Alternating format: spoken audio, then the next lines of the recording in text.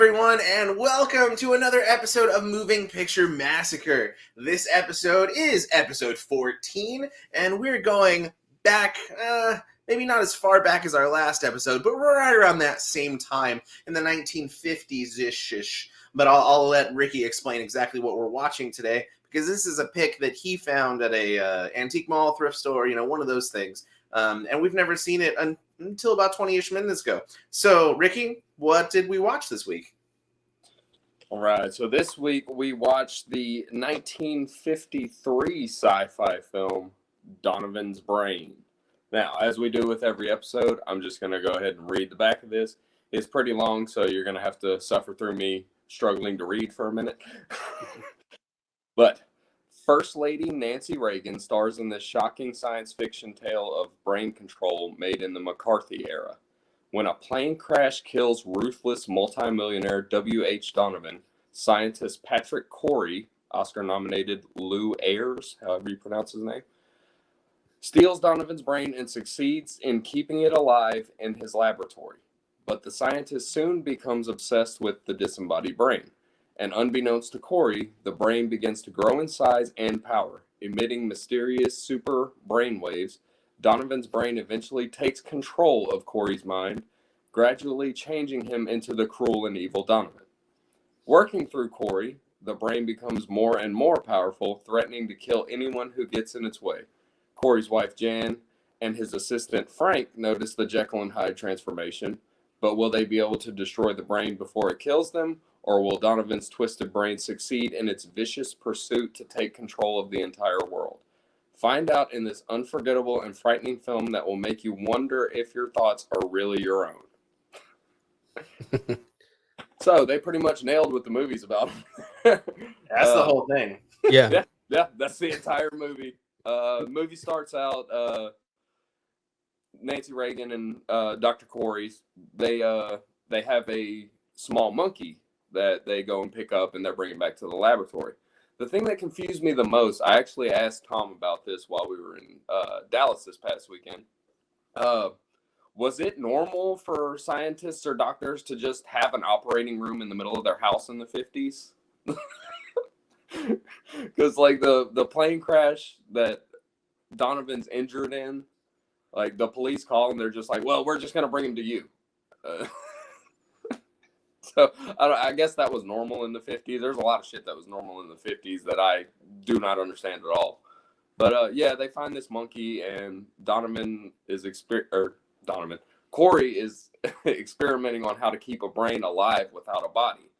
And he succeeds with the monkey. And then when they bring Donovan into the laboratory, he wants to test it on a human and he succeeds. Overall, I really like this movie. There weren't many plot holes. I do like how they threw out some like subtle things that they eventually made a major part of the movie. So I like that. Before I keep rambling, let's go to Tom. What did you think? I like the movie overall. It was fun. And like you said, that monkey was the cutest freaking monkey I've seen in a long time. And he was very well trained. He obviously, he was in the back seat and he's crying in the car. And she's like, oh, he's cold. And the guy driving, Dr. Corey, is like, don't worry about it. It's a fucking monkey. Don't worry. It's fine. He's fine. And she's like, no, he's cold. And so she brings the monkey up front and monkey sits in her lap and instantly stops crying. And he's just looking at her and he's all enamored with this lady. And it was great. The monkey was adorable. And that was my favorite part of the movie. No, I'm kidding.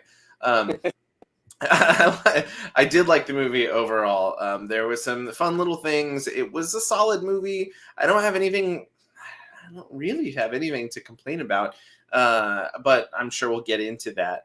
But overall, Matt, what did you think about the movie? Well, first off, I had no idea that was Nancy Reagan. I knew it. As soon as I saw your face, I started busting up laughing because this was brand new to you, and that was amazing. Yeah, and I read it too. Like, I'm looking at IMDb right now, and I'm like, I read Nancy Reagan, and it never clicked until he said the First Lady. I was like, oh my gosh, how did I miss that? So that was a shock to me just now. But yeah, overall, I like this movie too. I thought the story was good. I like the acting in these black and white movies because they have to make up for lack of effects like you get in movies now. Like you can't just cover things up with camera shots that are shaky, CGI stuff like that. So the director and the actors in these movies have to do better jobs, I think, at what they're doing to sell a performance like this, and they do great in this movie. And the three or four main characters with Dr. Patrick Corey, Dr. Frank, and even Janice Corey, the little bit she's in it, they all have to do better at their jobs, and they did in this, and I loved it. But yeah, I mean, I don't have a whole lot to say either about this movie. It's short. But yeah, is there any other things that you wanted to add, Ricky, about things you liked in this movie? Yeah, it's just like the little subtle things that they did that really stood out to me. You with us watching these movies and we're reviewing them, so we pay a lot more attention to little small details like this. So just the average movie watcher may not notice things like this, but when the three of them are sitting in the living room of Dr. Corey's house and they're just kind of going through like little like notes and whatever of Donovan, and they talked about his limp and they talked about how he put his arm on his kidney to soothe the ache. And as the brain starts taking over Dr. Corey, he adapts those. He starts walking with the limp and he puts his hand on the kidney. I was like, see, subtle things like that make all the difference when you don't have effects. And in this 1950s movie, like just the little things like that, I noticed. Uh, Another thing that was kind of funny to me, going back to our Wasp Woman review, we have another step in front of a car attempted suicide. Yeah, a failed one at that. Yes, they were both failed. But really, the only thing I wanted to complain about, and it's not a bad thing. I just did not like the character, the photographer, Yoakum. I'm the only one in the phone book. I did not like that guy. Like he acted it well, but I guess it's just me being nitpicky. I was like, man, fuck that guy. I don't like him. Tom, anything you want to throw out there? Yeah, as you're saying about the fact that when the doctors, now being controlled by Donovan's brain, Donovan as well. I don't know if it was mentioned in the back as you were reading it a second ago, because apparently I wasn't paying attention. But Donovan is like this multimillionaire kind of dude. And so as Donovan's brain starts taking over the doctor, he starts pulling out money and buying all these things and doing pretty much whatever he wants. But as you were saying with how the doctor started acting like Donovan used to, I didn't even process that little tiny fact about how he was holding, his kidney and this and that until you mentioned it, because towards the very end of the movie, where you think Donovan's brain has been, spoiler alert, demolished and like killed off, you see the doctor walk away with his, wife or whatever Nancy Reagan was to him. And he starts walking like this to let you know that it is Donovan's brain still controlling him. And that was fun. And so I'm glad that you mentioned that, because it's definitely something to look out for when you watch the movie. There's little, things that go through the entire movie. It's really cool. One thing I wanted to say, which is kind of interesting, there's multiple movies actually about this. Donovan's Brain was a book, and it was called Donovan's Brain when it came out. It was 1942. Was when the book came out, and there was a book or a movie called The Lady and the Monster in 1944 that was based on this, and it was very similar. The brain took over a person; he became a monstrous person, and the lady, kind of similar to Nancy Reagan's character, had to actually fight him and like conquer him, or whatever you want to call it. There was another one also called The Brain that came out in 1942. I don't remember. It was an earlier version as well. It was before this, and it was also based on the book Donovan's Brain.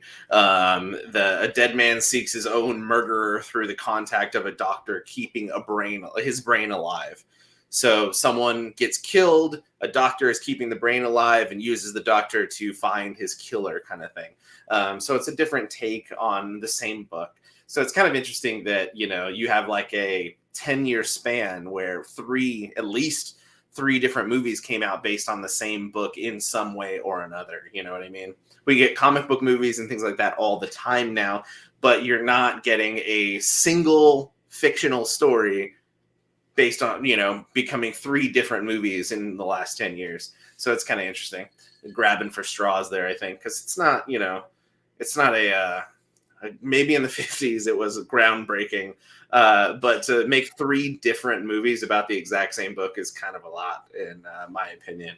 But one other thing that made me laugh, because you mentioned that, Ricky, was when Dr. What's his name? Frank or Dr. Corey? Corey, there we go. Dr. Corey goes to the bank for the first time to pull out money from Donovan's account.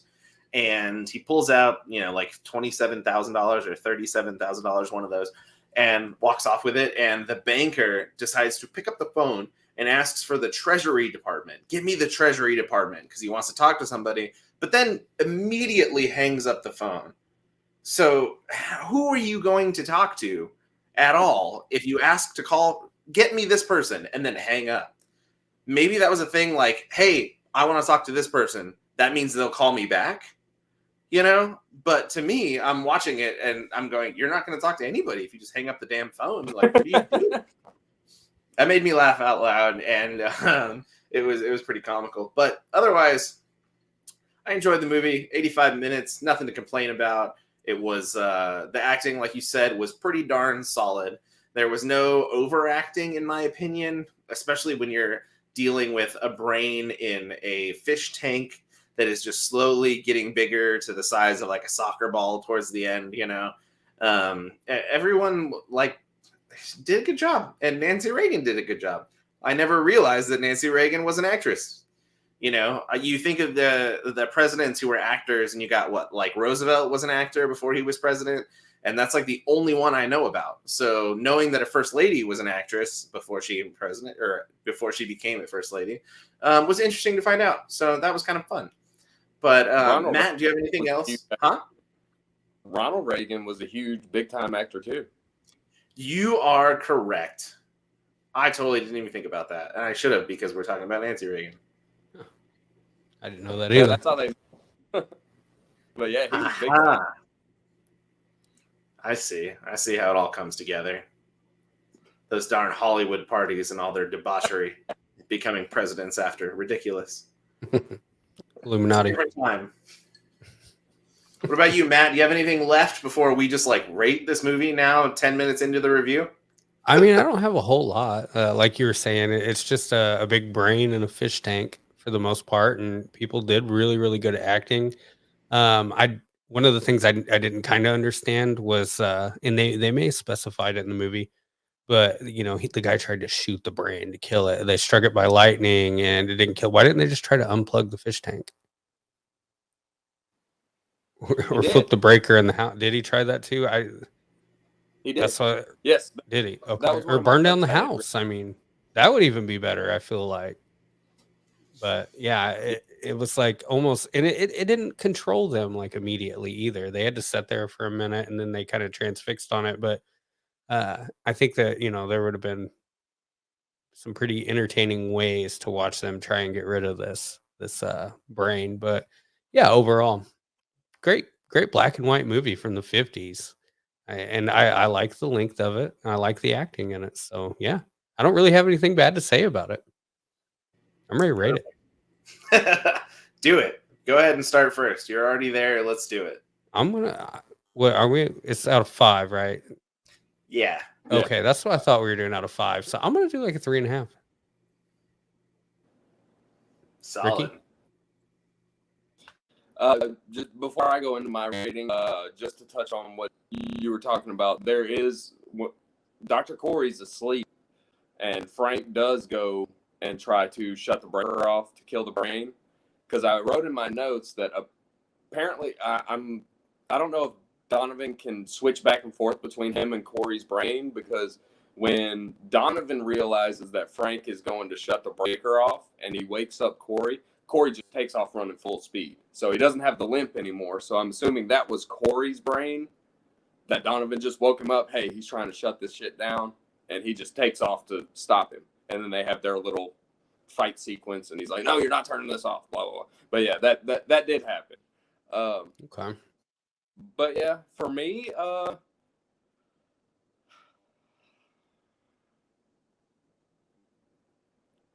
think I'm going to have to sit right there where Matt is at a 3.5, because while I did enjoy this one, I don't really want to put it up there with Orca and Outland up in the 4 range. So yeah, I'm gonna stick to a 3.5 for this one. Tom, where are you at? I'm not that far off, but I'm not exactly the same. I'm going to give it a 3. I'm trying to honestly think of some of the other ones that I've given a 3, and I honestly can't remember at this point in time. But overall, it was okay. It was fine. It was good. I have no complaints about it. I wasn't super thrilled about it. You know what I mean? Will I show it to other people? Maybe.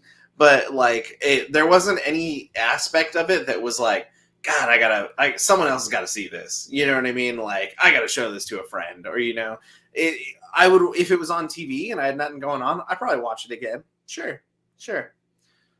But and it's not a hard drop from a 3.5 to a 3. I promise that.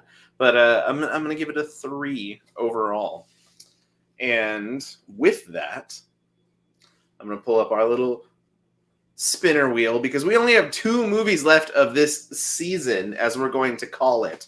Once we finish all of these movies that we sought out to do, we're going to end Moving Picture Massacre Season 1.